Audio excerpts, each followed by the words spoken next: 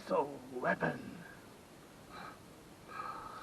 Oh yes, the heroes of yesteryear. Today's date is the 26th of September 2025. And I had to wait for my nails to be done. This has been huge, has been big, has been big, has been huge. This is like a therapy session.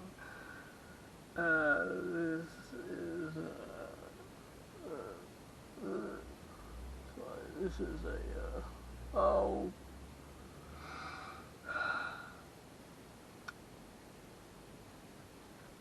The other night, 3 nights ago, went to the main shops just to get something because I couldn't be bothered going down to Woolworths. And on the way back along the main road, someone had put out a bunch of furniture and shelving and 50 DVDs, and I sifted through them. I sifted through them, mainly Transformers and a whole lot of other bullshit, Game of Thrones and a whole lot of other bullshit, and these.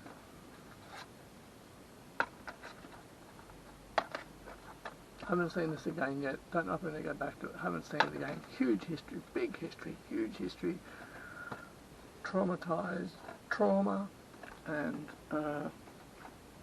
what happened was, you know, okay, I've thought about this in my head, I've thought about what I'm going to say, I've said a big chunk of it to Michelle about an hour ago now.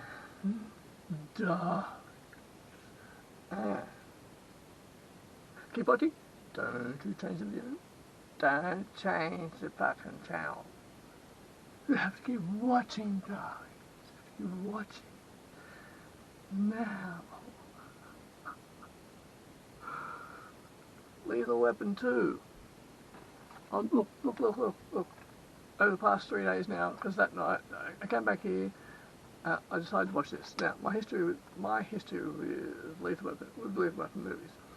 So, first of all, when I was about 18, I thought I need to get some kind of role model, someone to follow in the movies. I'm going to choose a favourite actor. And because I'd seen Mad Max numerous times, I said Mad Max 2, like, at that point, 20, 30 times, like, Mel Gibson, he'll do. And so I started to research him and buy books about him and watch his back catalogue at that point, which was underwhelming. Because I watched Miss Soffel, I watched The River, I watched the Year of Living Dangerously. I didn't connect well with me, because for my HSC year, in English we had to read The Year of Living Dangerously, and I just thought it was fucking dreary and drab and boring batshit to read. I didn't get to it. The day of the HSC exam, English exam for the HSC, there was a year, we'd been given the Year of Living Dangerously. It hadn't even finished. I was halfway through, tired of it. And so I went in and it asked me a particular question. And I'm like, you know what? I don't care anymore. I just simply don't care. I don't care anymore. I'll just fail. And I just wrote whatever was in my mind at the time, and then went on to the next question. And whoever read that would have been like, oh, right, fail. I didn't care. And so and Summer City. I saw Summer City a couple of months back, about 3 months back. I saw Summer City 3 months back.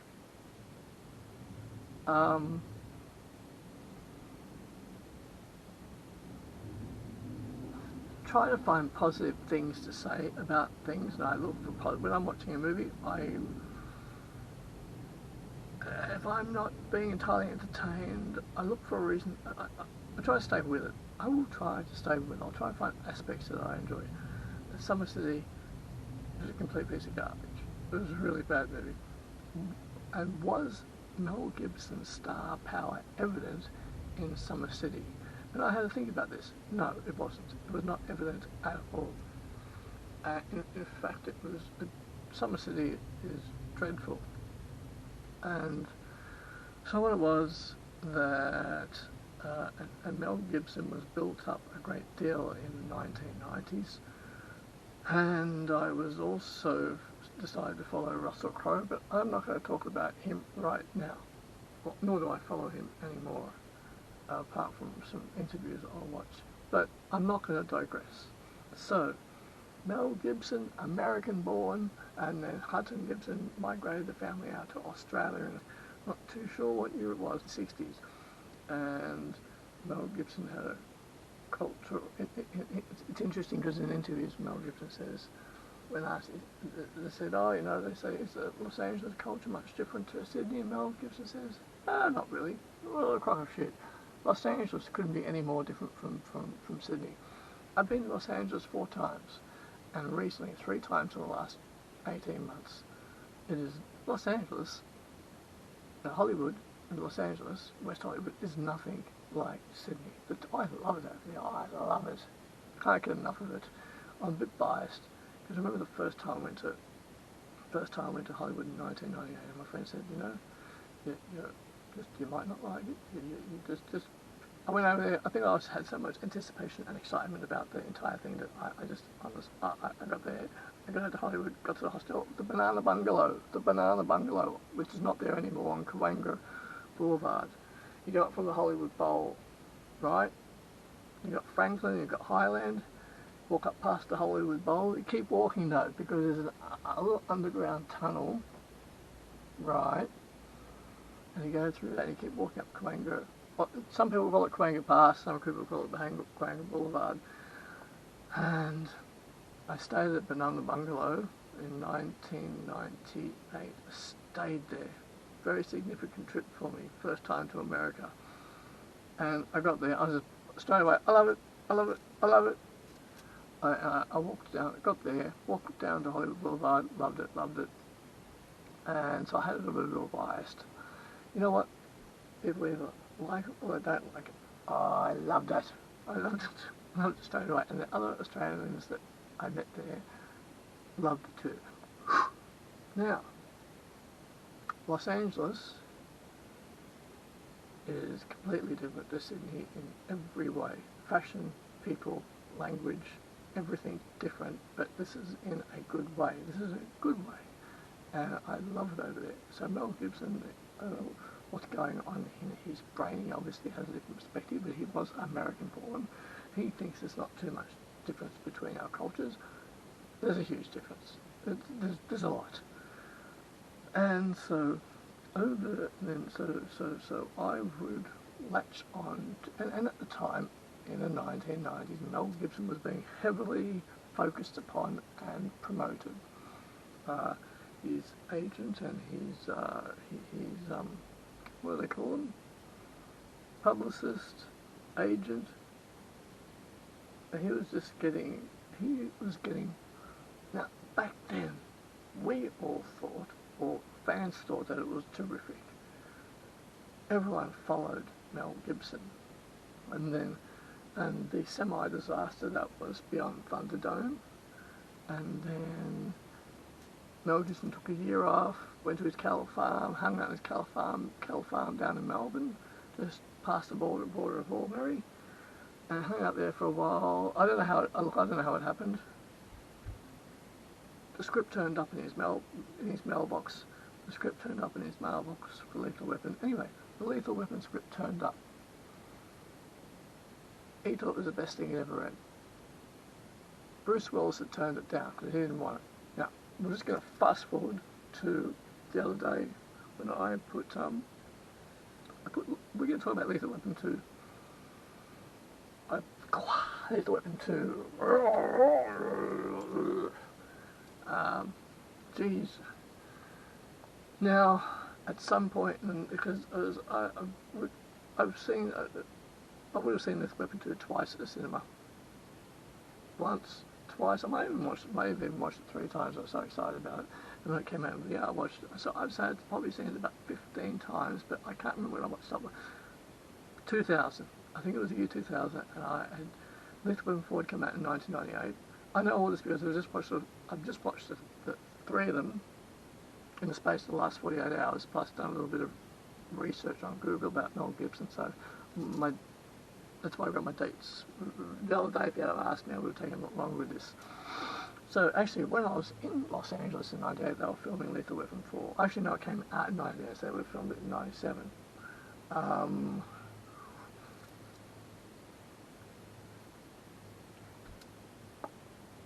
Now, ooh, ooh, mm, mm, now.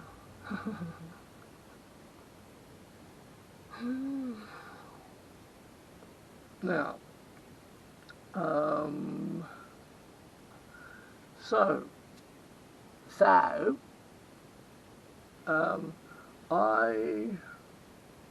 it's just amazing. I've just dissected and analysed everything about Mel Gibson. Look, I have not some classic lines in this movie. There is, because a best mate of mine, we just used to quote these movies all the time. I've worked out, I haven't seen Lethal Weapon 2 since about 2008. At some point I disconnected from it because I was just more interested in other movies. It doesn't have a great deal of substance. And so I had, and when I saw these the other day, I was like, I haven't watched these in at least 30 years, 25 years, 27 years. Because Lethal Weapon 4 came out in 1998. And so I just simply had not gone back to them. I disconnected from them. They're not favourites at all. In fact, I was disappointed by Lethal Weapon 4. I was like, it only just worked at the time. I was like, it was a bit awkward, a lot awkward. It only just worked. Lethal Weapon 3 is a terrible movie. Dreadful. It didn't work very well. It didn't work very well. You got Joe Pesci in there to give a... Joe Pesci is great. Danny Glover is great. Mel Gibson is like a rough around the edges, testosterone bogan, American bogan, with the mullet and bad fashion. But in the 90s, we went for that. We scooped it up. We went for it. I went for it. Thought he was charismatic and just engaging. I put Lethal Weapon 2 on. In my mind, I was like, I'm not ready for this, but the universe is showing me this. The universe is giving me this. Because previously also, like, at least going back for the last couple of years, in my mind, like, Lethal Weapon quotes are in my head sometimes, and don't do it, don't do it, don't let the earring fool you. So I put Lethal Weapon 2 in, and I watched it, and instantly I'm like, oh, like 3 scenes in, I'm like, oh, Mel Gibson is the villain. He's playing the antagonist. He's the villain. And I'm just seeing it from a completely different perspective. And it's the bad haircut, the mullet, semi-mullet, the clothes.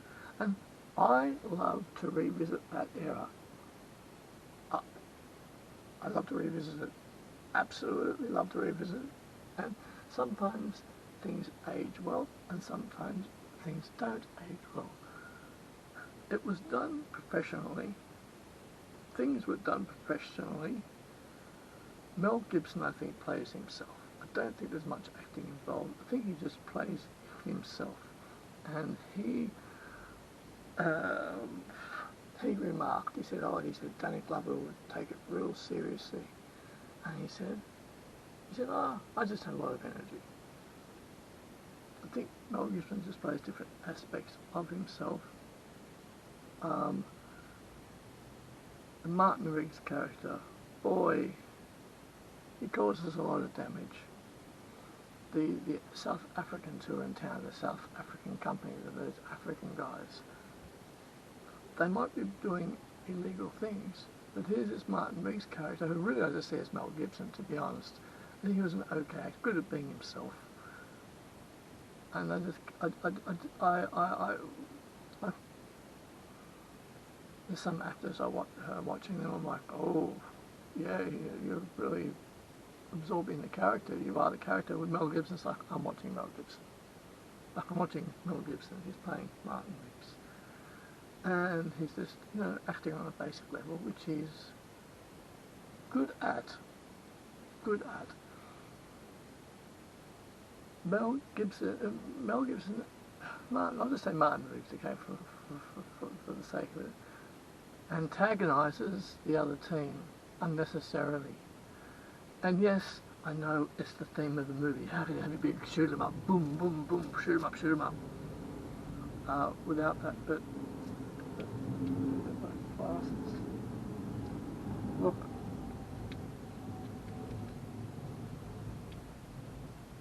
because I'm pretty, I tell you.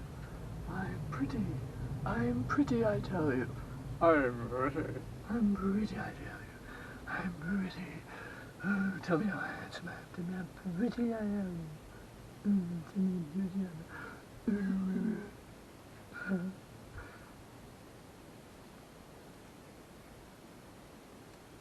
Mel Gibson antagonises the other team. They might be doing illegal activity, yes, and there were a couple of cops on Martin Riggs' team side who were injured. That does not warrant that that they're on the hillside. Joe Pesci, Leo gets his. Leo, you get it? You get it? Because you get it. Leo gets whatever you want. Leo gets, you get it? Because Leo gets whatever you want. That's a funny line. Because he's a funny guy. Because you're a funny guy.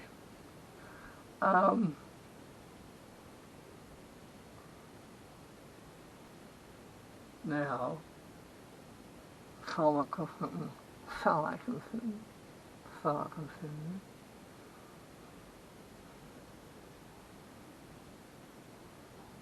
they're on a hillside. They're actually not far from.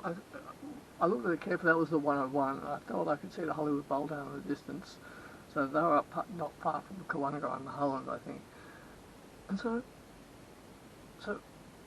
if I look at things logically, so they go to this house that Leo works out. The guesswork. It is a nice little improvised scene. It's kind of funny.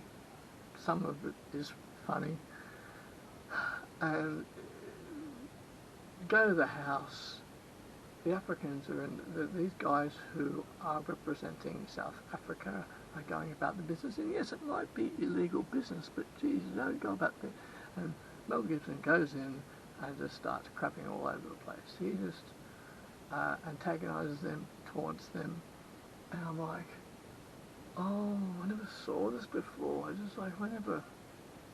just saw it all as entertainment, as Mel Gibson playing Martin Riggs, being the hero, and now I'm not seeing it like that at all. He unnecessarily antagonised them, taunted them, and then gets a lot of people in a lot of unnecessary trouble. And there's a lot of, and there's so a bit of weirdness in Murtaugh's house, where Mel Gibson has this sort of innocent yet slightly weird relationship, friendship, this weird situation going on with Murtaugh's wife. Like it's a friendship, he's sort of, because you set up with the fact that Martin Riggs is now in Murtaugh's life because they're partners.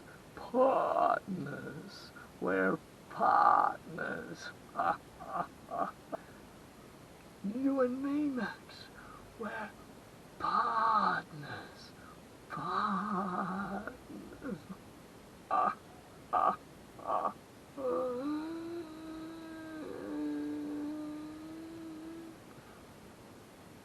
And now.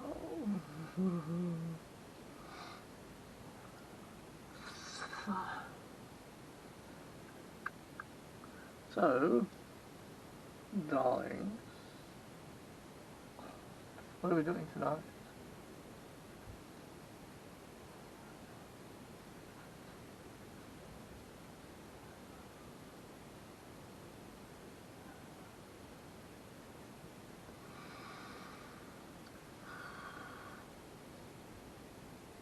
There's a situation going on. I was watching Mel Gibson closely.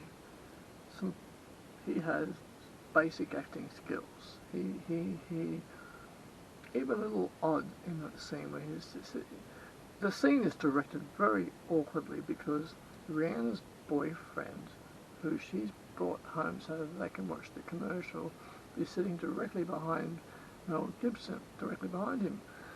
And I suppose I was wondering, how the fuck are we going to direct this scene? So what's going on is that Mel Gibson is there.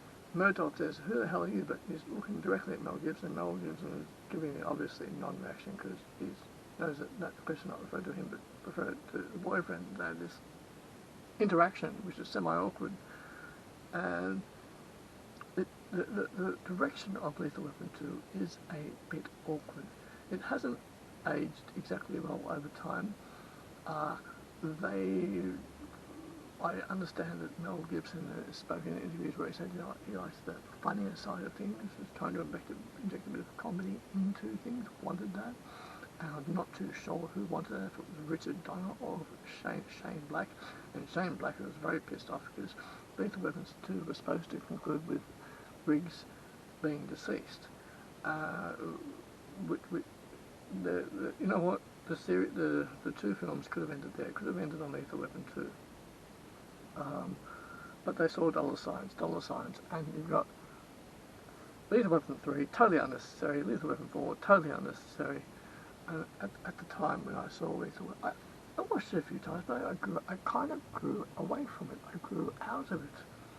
And Martin Riggs causes so much strife in the movie, getting his fellow police friends killed because of actions that he took which have consequences to those actions, and then even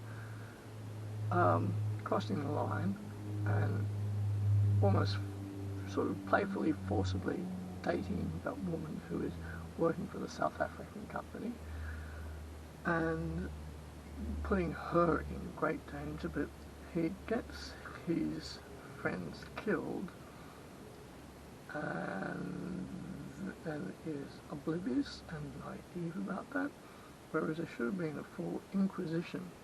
There should have been an inquisition about that. In the storyline, Lethal Weapon 3 should have been called, Lethal Weapon 3 should have been called The Inquisition of Martin Riggs. And it's a hearing. And Martin Riggs has to answer for the loss of his friend and how he caused that and why he did that. And it could have been, instead they just carry on to the next blow them up adventure. I think Mel Gibson plays a psychopath in this. It was already a part of his personality. The little bits and pieces of things that I've read about him over the years. I read Mel Gibson's biography a few years back now. I'm reading it, and there were stories from people, first-hand accounts, and I'm like, oh, he was just having a bad day. He was just having a bad day, that's all. But that he had lots of bad days, and a lot of those moments.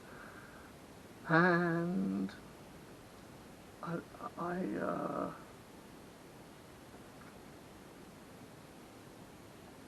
Lethal Weapon 3 starts, and it's the same antics, same personality traits and antics. It immediately puts his partner in danger. The bomb in the building in Lethal Weapon 3. And when I saw that at cinema, funny scene. Kind of a funny scene. It is, but nothing has changed in the fact that Mel Gibson has, that Martin Riggs continually compromises the safety of Murtaugh, of Roger Murtaugh. And, well, look here, cowboy. Get a load of this one, cowboy. Saddle up.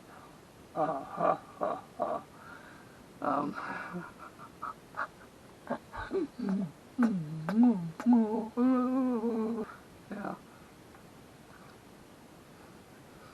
love me, love me, say to love me. Now, Mel Gibson plays a psychopath in this. He has no consideration or thoughtfulness for anyone's safety around him. He charges into situations and ends up putting other people's lives in great danger, leading to them being deceased. A continuous pattern through I think Lethal Weapon 3 could have just been so different back then, but we were caught up then. We believed it. We were caught up in it. We thought it was fun and entertaining. And someone confronted Mel Gibson about this in an interview. They said, don't you think that there's certain moral guidelines that you've crossed? There's certain things. And Mel Gibson, he said, it's cowboys and Indians. And they said, not really. But the fact is that I hadn't watched these movies in 30 years, so I'd kind of just pulled away from them and didn't have a lot of interest in watching them. And Lethal Weapon 3, Joe Pesci, he manages to look. The comedy in this is awkward. It's all sort of awkward. The filming is terrible. The cinematography is like a TV sitcom. I haven't watched this in years and years, and I thought maybe I'll be reignited by how good it is. I went in with zero expectations on this, and it was a flatliner. And sort of overly testosterone, Martin Riggs, Mel Gibson, overly testosterone, Martin Riggs, Mel Gibson, and the fashion at the time was a bit miserable. Oh, just the mullet and the coat, that bogan coat and the jeans, and what could have been a fun revisit was just, I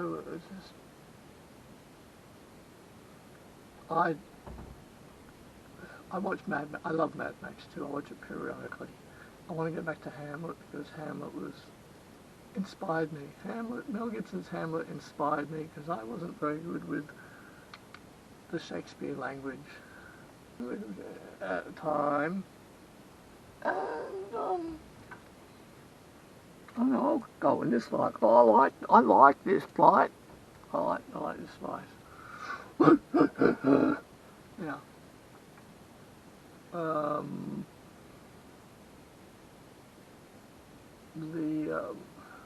Joe Pesci is quite good with certain things and was able to put some humour in. But I can't sit down and take this seriously and be inspired or elevated by it in any way. It's barely a piece of entertainment. I don't like sitting around watching someone who just continually throws their companions in the path of fire, and it doesn't have any. Mel Gibson's like, oops, and it's like, oh my goodness. I know it's supposed to be a piece of entertainment, not popcorn entertainment. It certainly is popcorn entertainment, but it's a bit annoying. I really felt aggravated. I did feel aggravated by it. I felt because I invested a great deal of time in the 90s loving Mel Gibson. Just like saw him once, premiere of Braveheart, 1995. I got there late because I had some other stupid thing beforehand. Got there late, and eventually he walked down the stairs, and I'm like, oh. He went, hello, hello, and then he went through the doors, and that was Hoyt, Sydney, George Street, 1995, premiere of Braveheart, and that was the only time I've seen him.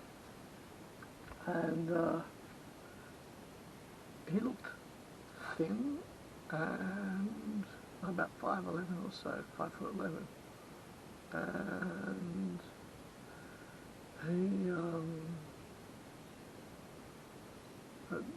and try to imagine him on the set. I tell you, from that snapshot that I got of him, we try to imagine him on the set and try to imagine him interacting with other people, and it's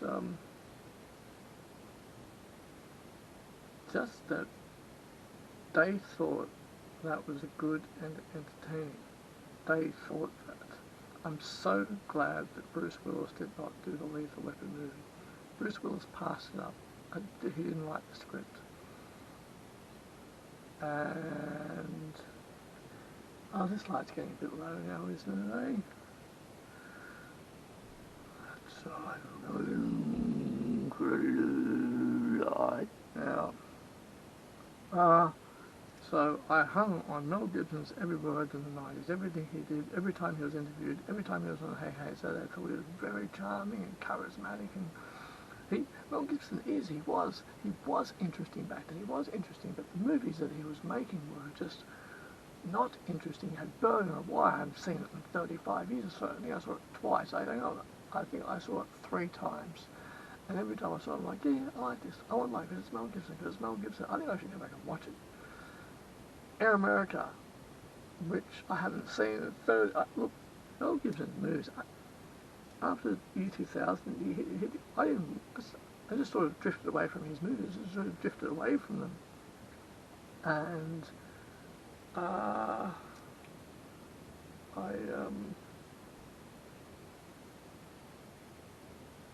drifted away from them. And I drifted away from them, right? I don't think they excited me. There was Air America, and you had... Oh, big one. I never got into it. I couldn't do it. Maverick. I think because it was they turned it into a big blockbuster Hollywood, and Mel Gibson is the only big blockbuster Hollywood. I like independent Hollywood. I love John Cusack movies. Grosse Point Blank, Identity, numerous others, Pushing Tin, and also, not just that, there's Hot Tub Time Machine, but John Cusack, I really like his movies. John Cusack, one of my absolute favourites. And Forever Young, which was called The Rest of Daniel, but Forever Young, which I haven't seen it since the 90s. I don't gravitate to it. Man Without a Face, I saw it a couple of times, and that has some substance to it. That was a very interesting movie. Once again, I haven't seen it since I probably watched it 3 times. Now, Braveheart. No, I have tried to appreciate it about 5 times, because I saw it at the cinema. I'm like, okay, alright. And then I saw it again, the 3rd time watching it, I'm like, because I like Mel Gibson, I should like Braveheart. I couldn't get into Braveheart. Well photographed scenes. The cinematography was great, incredibly historically inaccurate. And Braveheart just didn't do it for me.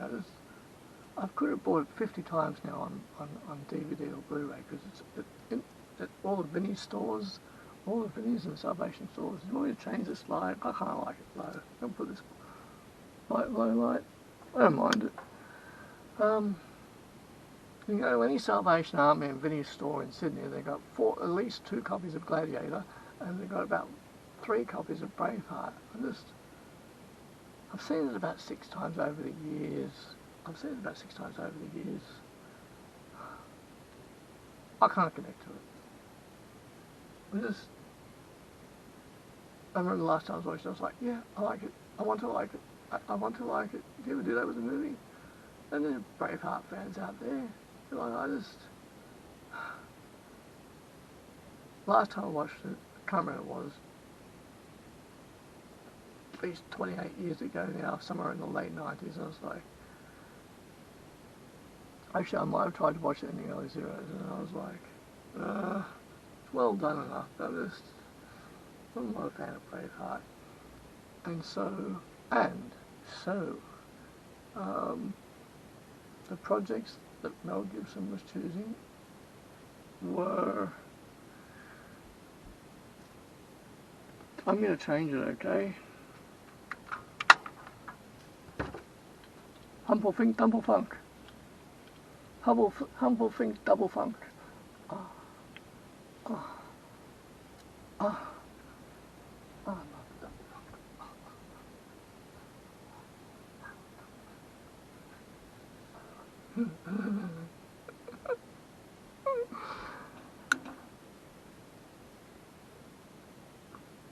Yeah. Oh, and that dreadful set of movies, what was it? Ransom, Conspiracy Theory, and Payback. The only reason I know that right in this moment is because I've just looked through all Mel Gibson's movies on Google, like yes, yes, no, no, yes. For me, it's Mad Max 2. I love Mad Max 2 and Mad Max. And then I want to see Hamlet again, because I thought Mel Gibson's Hamlet really helped me. And in the back of my thought, I've got a soft spot for the Lethal Weapon movies, but I really just enjoyed 2. So no for them, no for Braveheart, no for Maverick. But in a while, I might revisit that just to... Oh, the thing that really I find annoying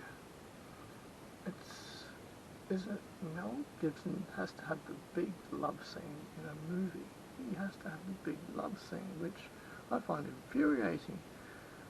I enjoy a love scene, but not, it's in the middle, bang, bang, bang, he's getting everyone in trouble, he's getting his friends killed. Martin Riggs only has a love scene with the woman who's of that company, and he does say, your boss is not a very good, she says, yes, my boss is not a very good man, and he says, well, you're not going to work tomorrow, because you don't have to do that anymore, and it's like, and it's so, because Richard Donner just established himself as the big Hollywood blockbuster popcorn guy. That's the way it was. It had to have publicists and promoters to enforce that, to do that. These movies lack greatly in substance. And, hey, I love watching Mel Gibson's interviews, but Mel Gibson is a bit one-dimensional in the sense that he has a very strict belief, like he is a Christian, a Catholic, and he holds firm to that. Not that there's anything wrong with that. It isn't wrong or right. It's just a perspective. But in interviews, he hones in on that hard. He has his own sector and mindset of what Christianity is to him. Yes, it's subjective. It's not objective. It's subjective. Spirituality is subjective.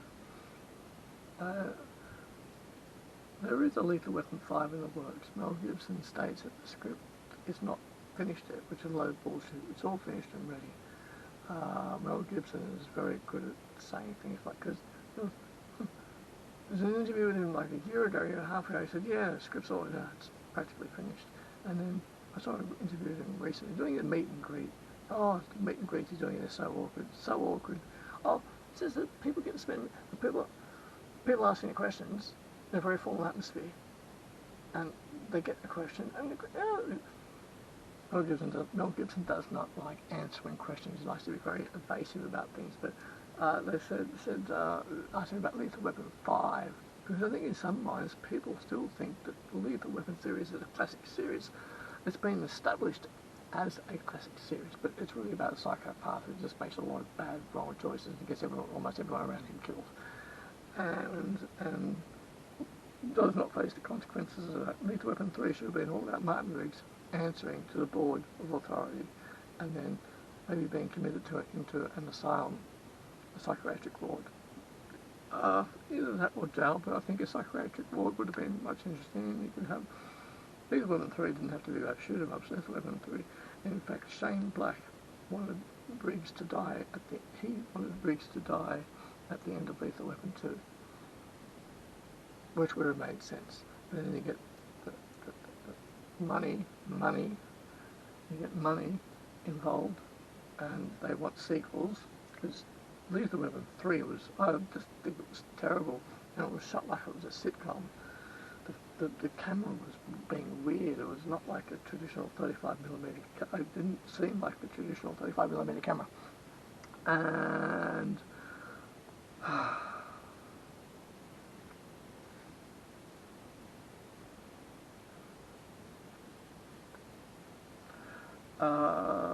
Lethal Weapon 4. So what would have happened if, because because Mel Gibson gets shot up and he dies, and what happened was they actually filmed it. They filmed it so that it would end, and then the powers that be, the movie execs that be, said, no, we see money, we see a sequel, we want more money. Shane Black was not very happy about it. He said, no, Martin Riggs dies. He dies here. And they're like, no, we want a sequel. We want more. And I think that, so Mel Gibson in the latest interview, he said, the script, Richard Donner had written a good big chunk of it. I'm just refining it right now, because Mel Gibson is going to direct it. Just refining it right now, and I think that's a lot of bullshit. I think the script is ready. I think it's been ready for a while, and I think that's how it is. I would like it to be so that it goes back, and I think I don't want to see any shooting in this movie. I think I want it to focus on Martin Riggs and how he has to, in some ways, answer for what he did, or it somehow has to revolve. It has to revolve around that. I think that Murtaugh was all of a sudden angry with Riggs because they lost their friend years ago, and Riggs never answered for that, and because they blamed it on the other side. But was Murtaugh aware of all the actions that Martin Riggs did when he was not in the presence of Murtaugh? And because it was all a big mess, and the chief never came. The chief never said to Martin Riggs, "What the hell are you doing? What the hell are you doing? You just caused your actions today have caused the loss of half this Space Force, and you're under investigation." He never did that. I know, because it's the movie and it's entertainment and popcorn value. Yes. And I think that I would like that Lethal Weapon 5 would be some sort of cleansing of Martin Riggs, where no guns involved, no shooting involved, more of a therapy session, I think. But not a shoot 'em up, definitely not a shoot 'em up, something intelligent and simulating that exorcises Martin Riggs, that gets down to the bone of things. Do we need a Lethal Weapon 5? We didn't need a Lethal Weapon 3 and 4. I will probably watch the first one. Well, the thing is that Mel Gibson loses his temper very easily. I've read about this. The biography, and they are little bits and pieces of information. I think that... that's what I was going to say. They filmed Lethal Weapon. My theory, Lethal Weapon 2 was written based on Mel Gibson's personality. And it's just Mel Gibson pretty much being himself. Because on the set of Lethal Weapon, they would have got to know Mel Gibson quite well. They went through the script, they filmed it, and then because they'd gotten to know Mel Gibson, Lethal Weapon 2 would have been written based almost entirely on Mel Gibson's personality and also on Danny Glover's personality. And then I think Shane Blackwell thought, I'm ending this so we can move on. I'm just ending it. Because this psychopath has to become deceased. He will become deceased. In fact, even if you were to write a script now, like this, you could, after Riggs goes and taunts and teases them on the house of Mulholland, after that, that's when an investigation could start, because the chief of police is like, what the hell are you doing? What are you going up there for? That's their territory. They're ambassadors of South Africa. And the whole thing could, and then really, when Martin Riggs inadvertently gets his cop friends killed, the Murtaugh character gets very upset with the Riggs character, and then from there he gets questioned on that, and perhaps goes to a psychiatric ward of an asylum or something like that, where that's the attention on the film. That's the attention on it then. So I realise now that, that I haven't seen a Mel Gibson movie in years, and there's probably about 10 Mel Gibson movies that I'm still interested in seeing Mel Gibson's movies. I think he's become a better actor as time has gone on. He's become a better actor.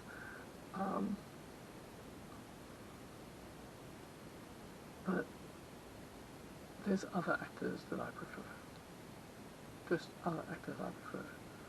Love Johnny Depp's work. Love John Cusack.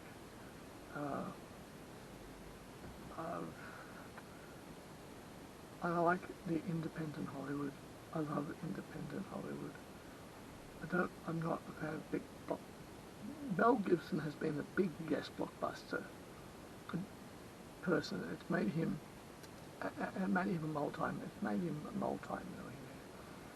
And the other projects that he attempted to do in between were, I didn't mention The Passion of the Christ. I've seen it. I saw it when I was a Christian. I'm no longer a Christian. I haven't been a Christian for years. We live in a matrix run by we live in a simulation, but we live in a matrix simulation. But yeah, okay. I saw The Passion when I was a Christian. It affected me. And then I saw The Passion when I wasn't a Christian. And The Passion of the Christ, it's heavy. It's very heavy. I do think we need these things because they can be an eye-opener, they can plant seeds, and we can question things. Like, if you question it, to do it, like, did that really happen? Did all that really take place? Did that really happen? It's good to question these things. It's very good to have these things around to have contrast. And initially, I was going to do this upstairs in a lounge cell. I thought, no, I'll come down to the studio.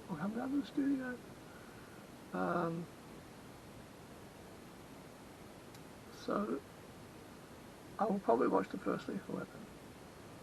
But it could have all ended on Lethal Weapon 2. All of it. 3 and 4 were totally unnecessary and badly done. Although there was a funny scene with the Lethal Weapon 4, funny scene with the robot in the beginning, a bit of a funny scene. But Martin Riggs is always coaxing and pushing Murtaugh into situations. He's always pushing his partner into situations which are very dangerous and also compromising the lives of others, and especially that young cop who becomes deceased because he really wanted to go along, and Martin Riggs said, sure, okay, and then 5 minutes later he becomes deceased. But it's not a simple cowboy and Indian shooter, but it's, I found 3 and 4 very difficult and tedious to watch. I couldn't get past the sort of Mel Gibson, not as handsome as I used to think he was. I'm much more handsome. I'm prettier. Not as attractive as I thought that he used to people. There's a personality. As the personality speaks.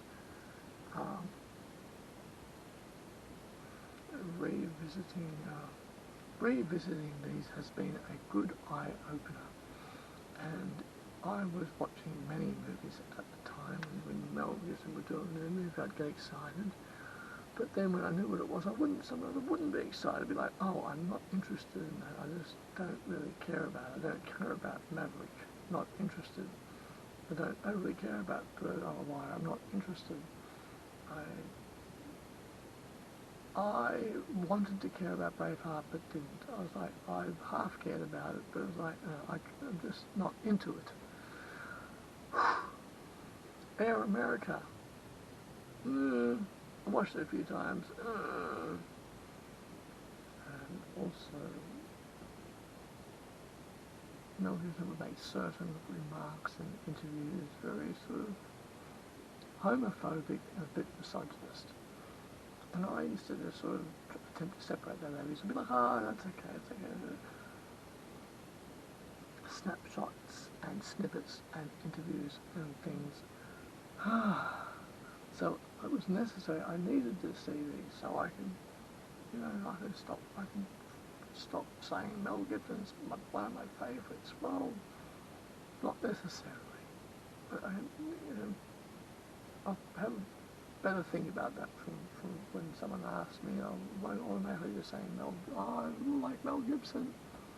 Because the truth is, I very rarely watch his movies. I watch Mad Max 2 semi-regularly. I watch it semi-regularly. It's one of my favourite movies. Where Mel Gibson plays the villain.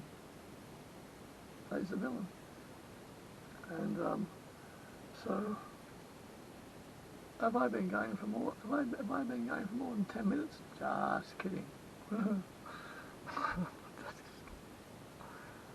Thank you for watching an insight into Mel Gibson and his movies, specifically the Lethal Weapon franchise. Thank you for watching.